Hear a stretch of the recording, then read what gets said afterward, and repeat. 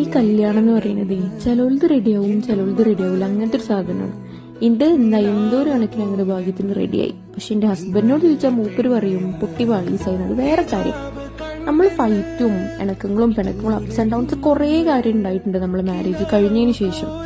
പക്ഷെ ഇതൊക്കെ it's A part of this journey. പക്ഷെ നമ്മൾ എഫേർട്സ് എത്ര എടുക്കുന്നുണ്ട്, പരസ്പരം എത്ര മനസ്സിലാക്കാൻ ശ്രമിക്കുന്നുണ്ട്, അതൊക്കെ ഒരു റിലേഷൻഷിപ്പ് ബിൽഡ് ചെയ്യുന്നതെന്ന് മനസ്സിലാക്കി ഞങ്ങൾക്ക് കുറേ കാലം എടുത്തു. പക്ഷെ അതങ്ങോട്ട് മനസ്സിലായപ്പോഴോ നല്ല അടിപൊളി ലൈഫാണ്. മാരേജ് കഴിഞ്ഞിട്ട് 4 years ആയി. ഇന്ന് ഞങ്ങൾ 4th വെഡിങ് ആനിവേഴ്സറി ആണ്. വിശ്വസിക്കാൻ പറ്റുന്നില്ല.